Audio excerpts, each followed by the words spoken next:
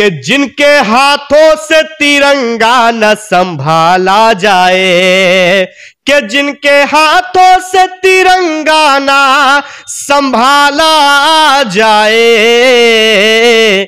ऐसे नेताओं को संसद से निकाला जाए। हम नमाज पढ़ते हैं गंगा में वजू करके, कि हम नमाज पढ़ते हैं गंगा में वजू करके, कि मेरा मस्कन मेरी जन्नत को सलामत रखना, मेरे मौला मेरे भारत को सलामत रखना, कि किस तरह इश्क में जीते ये बताने आया, वो मेरी जान का दुश्मन ये बताने आया।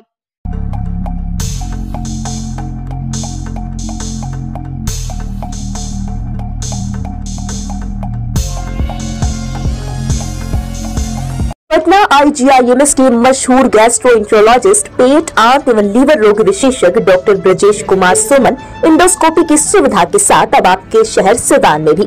पता है JP नर्सिंग होम, अड्डा नंबर 3 के पास, अस्पताल रोड, सिवान। नमस्कार, मैं सचिन और आप देख रहे हैं बिहार न्यूज एक्सप्रेस। कहते हैं कला किसी की मोहताज नहीं होती, और आज हम आपको ऐसे कलाकार से रूबरू कराने वाले हैं। वो कलाकार से आप अच्छी तरह भली भांति परिचित होंगे। वो और कोई नहीं, हमारे पत्रकार भाई फहीम भाई है, लाइव सिटीज के रिपोर्टर हैं और न्यूज इंडिया तक के सीनियर जर्नलिस्ट है और हमारे बहुत करीबी है। और इनकी आवाज जो है, आज मैंने अचानक से इनकी आवाज सुनी, काफी अच्छा लगा, तो सोचा कि आप सभी दर्शकों को रूबरू कराऊं। फहीम भाई, बिहार न्यूज एक्सप्रेस में स्वागत है। आप इंटरव्यू लेते हैं और आज आपका इंटरव्यू। सचिन भाई, सबसे पहले बहुत बहुत स्वागत आपका भी, और तमाम हम लोगों को जो देखते हैं हमारे दर्शक, उन लोगों का भी बहुत बहुत स्वागत। और पहला सवाल है, आप लोगों का इंटरव्यू लेते हैं, आज आपका इंटरव्यू हो रहा है, कैसा लग रहा है? देखिए, खुशी हो रहा है। और इंटरव्यू देने का दौर तब से शुरू हुआ था जब NRC का दौर चलता था और हम लोग सब्जी बाग में खड़े होकर के खूब सरकार के खिलाफ बातें किया करते थे। और NRC का जो दौर रहा, उस दौर से ही बोलने का शौक, और शुरू से मदरसा से थोड़ा बहुत पढ़े लिखे हम भी, तो बोल लेते हैं। बिल्कुल फहीम भाई, NRC में काफी दमखम के साथ सामने आए थे और बहुत ही अच्छी ग्राउंड रिपोर्टिंग भी इन्होंने की थी। बहुत अच्छा देशभक्ति, कुछ तिरंगे का गाना हम चाहेंगे कि आप पहले वो सुना। देखिए, लगभग सिवान के जो हमारे चाहने वाले हैं सभी को पता है कि मेरी तबीयत खराब थी, अभी ठीक है, लेकिन इत्तेफाक से सचिन भाई आए, अंदर हम बैठे हुए थे और मैं 2 दिन पहले मुशायरा था, तो मुझे भी मुशायरा का बड़ी शौक।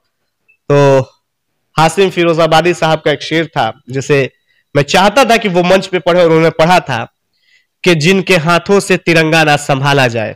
खैर, मैं तरन्नुम में पढ़ देता हूं क्योंकि गला सही नहीं है, खैर पढ़ेंगे कि जिनके हाथ 100% जॉब गारंटी के साथ नौकरी पाने का आपका सपना होगा पूरा, क्योंकि डिफेसेट एकेडमी आपको देने जा रहा है ये मौका। Associated with UGC and AICTE approved university. इस एकेडमी में MSBTE से ADIS कोर्स कराया जाता है। हमारे सभी सफल छात्र बड़ी कंपनियों में कर रहे हैं जॉब। एकेडमी में हो चुकी है नए बैच की शुरुआत, तो फिर देर क्यों, आज ही संपर्क करें।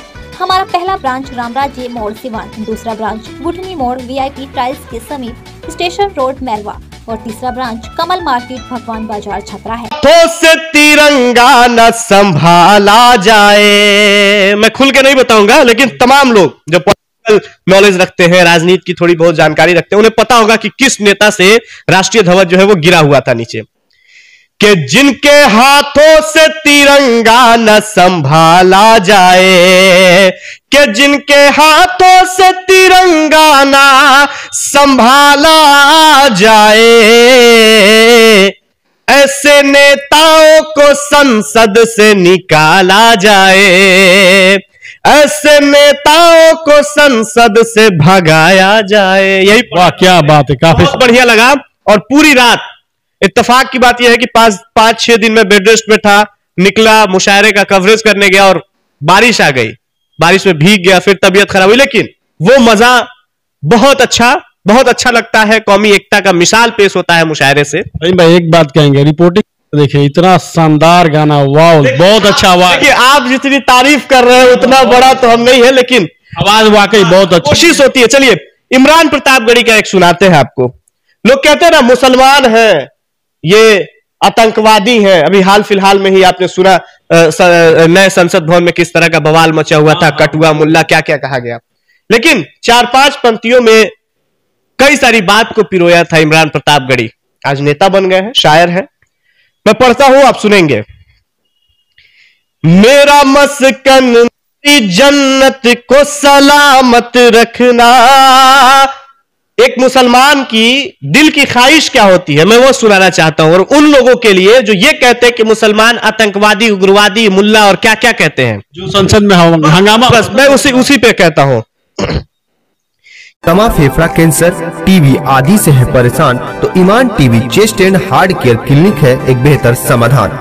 संपर्क करें डॉक्टर आजाद आलम से, centre point Chakia road, Siwan. कि मेरा मस्कन मेरी जन्नत को सलामत रखना, मेरे मौला मेरे भारत को सलामत रखना। इसकी मिट्टी पर हर एक रीत निछावर कर दूं, अपनी धड़कन की सभी गीत निछावर कर दूं। गंगा जमुना तेरी लहरों की मुक़द्दस धुन पर सारी दुनिया की मैं संगीत निछावर कर दूं। इस वतन से, देखिए एक मुसलमान क्या कहता है जिसे पाकिस्तानी और आतंकवादी कहा जाता है, कि इस वतन से मेरी निस्बत को सलामत रखना, मेरे मौला मेरी भारत को सलामत रखना। मेरा मस्कन मेरी जन्नत को सलामत रखना, मेरे मौला मेरी भारत को सलामत रखना। काफी शानदार। अच्छा, आप और इसमें है क्या? देखिए और भी है कुछ, बताइए। थोड़ा सा और सुनाएंगे आपको। थोड़ा सा वो प्यार मोहब्बत वाली लाइन भी थोड़ा सा सुनाना चाहेंगे, क्योंकि कुछ दिन पहले मैं अपने फेसबुक अकाउंट पे डाला था, बहुत लोगों का प्यार मिला था। वो इस तरह से है कि किस तरह इश्क में जीते ये। देखिए जो लोग मोहब्बत किए होंगे ना, उन्हें ये शेर वाकई बहुत अच्छे से। वाह मेरे पत्रकार साहब, आप तो मोहब्बत है। देखिए मुशायरा एक ऐसा चीज और गजल और नज्म ऐसा चीज जिसमें मोहब्बत, प्यार, मोहब्बत सब झलकता है। और देश की कमियां भी शायर गिना देते हैं। हम शायर नहीं, हम एक पत्रकार हैं। बहुत अच्छे शायर भी हैं। नहीं तो ये जो लक़ब आप दे रहे हैं शायद उस लायक हम नहीं है। खैर सुनाते हैं कि किस तरह इश्क में जीते ये बताने आया, वो मेरी जान का दुश्मन ये बताने आया, वो मेरी जान का दुश्मन ये बताने आया। इश्क गर जुल्म है तो इसकी अंदर की मजबूती ही असली मजबूती होती है, जैसे सलूजा गोल्ड TMT सरिया, क्योंकि सिर्फ यही है 24 कैरेट गोल्ड की तरह असली स्टील से बना, जो दे आपके निर्माण को बेमिसाल मजबूती अंदर से। सलूजा गोल्ड TMT सरिया, गारंटी असली स्टील की, गारंटी मजबूती की। सजा भी होगी इसलिए आज वो इल्जाम लगाने आया, इसलिए आज वो इल्जाम लगाने आया। किस तरह इश्क में जीते ये बताने आया। फहीम भाई के बारे में बता दें कि इन्होंने मदरसा से पढ़ाई की थी। कौन मदरसा से पढ़ाई किए थे भाई? देखिए मेरे यहाँ एक मदरसा चलता था। कहाँ पे? करमली हाता, मेरे गांव में ही। वो मदरसा इस तरह से, मैं डॉन बॉस्को में पढ़ाई किया करता था। और मेरे अब्बू जो थे वो सेक्रेटरी थे कमेटी के। तो जो मदरसे की, जी, तो हाफिज साहब जो आए थे, तो उन्हें लगा कि गांव के लड़के जो हैं वो इधर उधर घूमने से अच्छे एक स्कूल से आए और पढ़े। तो मैं सुबह उठता था और सुबह उठ के मैं मदरसा जाता था, मदरसा के बाद स्कूल, स्कूल से आने के बाद फिर 3 बजे से मदरसा। अच्छा, मदरसे के जब पढ़ाई कर रहे थे मदरसे में, उस समय आपने कुछ शेर भी लिखे थे जो आपने खुद से के वक्त का वो नहीं है। वो शेर जो है ना, वो 4 पंक्तियां हमने पिरोया था। और मेरे एक टीचर थे, केमिस्ट्री के टीचर, उन्होंने भी थोड़ा बहुत सहयोग किया था। तो वो तरन्नुम, वो तर्ज, वो लय जो होता है ना, वो इमरान प्रतापगढ़ी का था। उसमें हमने लिखा था कि तुझसे होके जुदा मैं कहां जाऊंगा, लौट कर फिर कभी मैं नहीं आऊंगा, लौट कर फिर कभी मैं नहीं आऊंगा, और तुझको पाने की उम्मीद छोड़ूंगा तब, कि तुझको पाने की उम्मीद छोड़ूंगा तब, जब तेरी याद में रो के मर जाऊंगा, जब तेरी याद में रो के मर जाऊंगा। ये बहुत कोशिश किया था मैंने, तब इसे मैं लिख पाया। और दो चार सुना दीजिए, काफी अच्छा आवाज लग रहा है और मुझे लग रहा है जो भी लोग है श्रोता है सबको अच्छा लग रहा है। तो दो चार और कुछ अच्छा सा दो चार लाइनें आप सुना दें। देखिए बहुत सारी लाइन है जिसे मैं सुना सकता हूं, और बहुत खुशी हुई कि सचिन भाई इत्तेफाक से आप हमारे ऑफिस में आए और आपको ये समझ में आया कि हम शायद कुछ बेहतर कर सकते हैं। आपने अपने बहुत अच्छे शायर हैं, मुझे जगह दिया, तो ये बहुत बढ़िया लगा।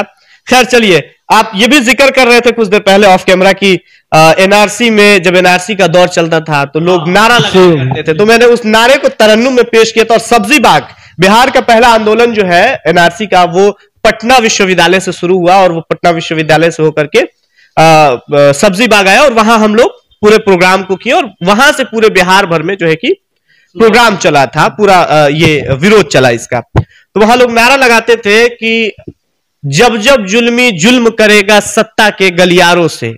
इसको जरा सा अंदाज में। खैर देखिए, सर्दी भी है, बड़ी दिक्कत हो रहा है। तो उस वक्त मैं पढ़ा था, क्योंकि सब्जी बाग में थे, सब्जी बाग के लोगों का सहयोग, तो मैंने पढ़ा था कि सब्जी बाग की जनता जिंदाबाद, महिलाएं हमारी जिंदाबाद, लड़ाई हमारी जिंदाबाद, पढ़ाई हमारी जिंदाबाद। और जो लोग नारा लगाते थे उसको मैंने पढ़ा था कि जब जब जुल्मी जुल्म करेगा सत्ता के गलियारों से, जब जब जुल्मी जुल्म करेगा सत्ता के गलियारों से, चप्पा चप्पा गूंज उठेगा इनकलाब के नारों से। अरे सीएए पर हल्ला बोल, हो एनआरसी पर हल्ला बोल। इसके बाद दो नाम आता है, मैं उसे भी जिक्र कर लेता हूं। उस वक्त बड़ा विरोध चल रहा था मोदी जी, एनआरसी और प्रधानमंत्री नरेंद्र मोदी जी का, और अमित शाह का नाम लिया जाता। तो मैंने उस वक्त पढ़ा था, उस वक्त की मैं बात बता रहा हूं कि सीएए पर हल्ला बोल, एनआरसी पर हल्ला बोल, बोल साथी हल्ला बोल, अरे अमित शाह पर हल्ला बोल। यही चलता था। और उसी वक्त जो है कि मंच पे हम लोग रहते थे, वो दौर था, और विरोध का एक जरिया जो हम लोगों ने आंदोलन का बनाया था, अपने देश का संविधान है कि आप बैठ के विरोध कर, बस वही चीज था। और कैसे पत्रकारिता में आए फिर? देखिए, पत्रकारिता की जो बात कर रहे हैं ना, वो सभी लोग जानते हैं गोदी मीडिया का नाम। और मैं उस वक्त पत्रकारिता में एडमिशन लिया जिस वक्त देश जो है, माफी चाहेंगे, देश जो है वो एनआरसी जैसे मामले में परेशान था। शाहीन बाग में हमारी कौम की महिलाएं बैठी रहती थीं, वो कड़ाके की ठंड हमें याद है, वो पुलिस की लाठियां हमें याद है। जब हम लोग पटना विश्वविद्यालय से 14 या 15 दिसंबर को हम लोग 2019 में हम लोग निकले और कारगिल चौक तक गए, कारगिल चौक पे क्या कुछ नहीं हुआ वो पूरा मंजर हमें याद है कि पटना पुलिस की लाठियां गिरी थी हम लोगों के ऊपर, आंसू गैस छोड़े गए, आंसू के गोलियां तक चलाई गई थी, कई विरोध प्रदर्शन। उसमें यह भी हुआ कि गोपालगंज के रहने वाले फहीम अनवर को जेल में भी जाना पड़ा। तो वो दौर याद रहा। लेकिन गोदी मीडिया की बात कर ले, वो इन सब चीजों को नहीं दिखाते थे। मेन स्ट्रीम मीडिया जो है, स्ट्रीम मीडिया की बात करें, वो इन सब चीजों को नहीं दिखाते थे। हम लोग आंदोलन में बैठते थे, रात में मतलब 24 घंटे हम लोग रहते थे, दिन में क्लास जाते थे, परीक्षा देते थे, पढ़ते थे, फिर 3 बजे से हम लोग आकर के वही दरी लगाते थे, झाड़ू लगाते थे रोड पे और अपने हक हुकूक के लिए लड़ाई करते थे। लेकिन एक दौर ये ऐसा भी आया जब सब्जी बाग आंदोलन हम लोग कर रहे थे, रात में चाय वगैरह हम लोग पीते थे। तो उसे कुछ मीडिया वालों ने इस तरह से चलाया कि यहां आकर के लोग मौज मस्ती करते हैं। ये बहुत बुरा लगा था, क्योंकि हम लोग उस कड़ाके की ठंड, दिसंबर और जनवरी की ठंड में हम लोग एक एक चादर लेकर के रात भर सब्जी बाग के चौराहे पे हम लोग बैठा करते थे। एनआरसी का आंदोलन कहां नहीं हुआ, लखनऊ में, पूरे देश में हो रहा था, देश में हुआ, सभी जगह यही माहौल था। लेकिन उस वक्त जो देखने को मिला तो मुझे लगा कि नहीं, मुझे बीबीए छोड़ करके ऐसा करना चाहिए कि हमको मास कम्युनिकेशन करना चाहिए और कुछ बेहतर करना चाहिए।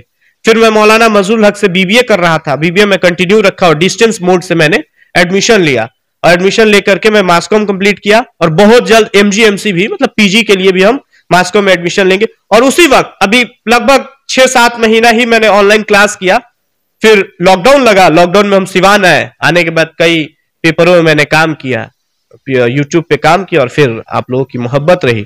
और ये शायराना अंदाज कहां से? देखिए, शायराना अंदाज जो है ना, शायराना अंदाज ये पहले से ही है। जब मदरसा में पढ़ाई करते थे तो पहली बार मैं मंच पे चढ़ा था नात पढ़ने, मेरे दादा इंतकाल किए थे, दादा का फातिहा था। तो वो नात मुझे याद नहीं आ रहा है, वो ऐसे था कि उसमें भी बड़ी एक मैसेज दिया गया था। मैंने पढ़ा था कि आका के दीवाने हैं हम, ऐसा ना करेंगे, ऐसा ना करेंगे, कि आका के दीवाने हैं हम, ऐसा ना करेंगे, ऐसा ना करेंगे, कि आका के दीवाने हैं हम, ऐसा ना करेंगे, मर जाएंगे ईमान का सौदा ना करेंगे, सौदा ना करेंगे। मैं यही नात पढ़ा था और उसके बाद से ही धीरे धीरे मैं नात पढ़ता गया। कई जगह मैं बड़े मंच पे भी पढ़ने का मौका मिला, जलसे वगैरह में भी, और बहुत अच्छा लगता है। और अभी भी वक्त जब मिलता है, मुझे जिस तरह का वक्त मिला, कहीं जुलूस का माहौल है तो वहां जुलूस के माहौल में हम नजर आएंगे। बस गाना नहीं गा पाते हैं, गाना नहीं गा पाते हैं। और उसके बाद अगर नातिया मुशायरा का कोई मंच मिले वहां भी पढ़ लेंगे। और अगर पत्रकारिता का जो दौर रहा वो तो हमारा है ही और रहेगा ही। और पत्रकारिता मैं वहीं से शुरू किया था कि मेरे कौम की आवाज उठाने के लिए कोई मजबूत आदमी नहीं दिख रहा था, कोई मजबूत चैनल मुझे नहीं दिख रहा था। मेन स्ट्रीम की बात कर रहे हैं। हमारी कौम परेशान थी, हम लोग रात रात भर सड़क पे बैठते थे, लेकिन उस चीज को पॉजिटिव वे में कोई नहीं दिखाता था। तो मुझे लगा कि अगर अपनी कौम की बात को ऊपर तक ले जाना है, देश के निचले तबके के लोगों की आवाज को उठाना है, गरीब दलित मजलूम की आवाज को उठाना है, स्थिति को बेहतर करना है, शिक्षा व्यवस्था से लेकर के हर व्यवस्था में हम लोग खबर चलाते हैं। अगर व्यवस्था को बेहतर करना है तो आपको यही करना होगा कि आप अपनी पत्रकारिता की पढ़ाई करिए। ऐसा नहीं कि आप ऐसे, तो पत्रकार एक दौर शुरू भी हो गया सोशल मीडिया, ठीक है, पत्रकार कोई बन जाते हैं, 10 रुपए का फोपी लगाएंगे, ऐसे करके लोग बन जाते हैं। लेकिन हम कहेंगे कि नहीं, आप पत्रकारिता करिए, पढ़ाई करिए। पढ़ाई करने के बाद थोड़ा सा तलफ्फुज में भी फर्क पड़ता है, कैसे कहां न्यूज करना है, तो वो सब बहुत अच्छा लगा। फिर मैं पत्रकारिता में आया और उम्मीद है कि जब तक मेरी जिंदगी रहेगी, दबाने की कोशिश सिवान के ही 1-2 लोगों ने मुझे किया, मैं कैमरे पे नाम नहीं लूंगा। पत्रकार लोग नहीं, पत्रकार लोग जो है उसमें से कुछ लोग हैं जो मेरे पीठ पीछे मेरी बुराई की है, उससे कोई बात नहीं। मैं जब पत्रकारिता में कदम रखा था तो मुझे सिवान में शायद कोई चंद लोग पहचानते होंगे, लेकिन न्यूज इंडिया तक के प्लेटफॉर्म से जुड़ा और जुड़ने के बाद जिले के लगभग लोग मुझे जानते हैं। और दो लोग जो हैं सिवान के, ऐसे लोग जिन्होंने विधानसभा चुनाव में मेरे साथ उस तरह की बात कही थी, और वो मतलब मंजर हमको याद आता है कि मुझे लगा कि आज से मुझे पत्रकारिता छोड़कर फिर पटना चला जाना चाहिए, लेकिन मैं नहीं गया। उसी हिम्मत, वही जोश और जुनून के साथ पत्रकारिता में है। और उम्मीद है कि जब तक हम जिंदा रहेंगे तब तक देश की भलाई के लिए और गरीब मजलूमों की उन्नति के लिए, कुचे दबे लोगों की आवाज उठाने के लिए पत्रकारिता में एकदम जोर शोर से रहेंगे। इसके लिए और शुभकामनाएं फहीम भाई के साथ। भाई और कुछ जाते जाते लास्ट एक शायर 2-4 लाइन, चलिए एक और आपको सुना ही देते हैं, इसलिए कि थोड़ा सा सर्दी है, गला सही नहीं है। फिर कभी मौका मिलेगा लाइव सेशन में भी बहुत जल्द हम लोग अपने चैनल पे भी शुरू करने वाले हैं। देश के अलग अलग जगह से जो शायर और शायरा हैं उन्हें हम लोग लाइव जोड़ेंगे हफ्ते में एक बार। तो मैं एक सुनाता हूं, गंगा जमुना तहजीब की लोग बात करते हैं, हिंदू मुस्लिम एकता की बात करते हैं, उसी पे है कि चाके है जिगर फिर भी आए हैं रफू करके और जाएंगे हकीकत से तुमको रूबरू करके, कि जाएंगे हकीकत से तुमको रूबरू करके, कि प्यार की बड़ी इससे और मिसाल क्या होगी। हम नमाज पढ़ते हैं गंगा में वजू करके, कि हम नमाज पढ़ते हैं गंगा में वजू करके। बहुत बहुत धन्यवाद। और ये फहीम भाई हैं जो एक अच्छे पत्रकार होने के साथ साथ एक अच्छे गायक भी है। हमारी शुभकामनाएं इनके साथ है। तमाम ऐसी छोटी बड़ी खबरों से अपडेट रहने के लिए आप देखते रहिए बिहार न्यूज़ एक्सप्रेस।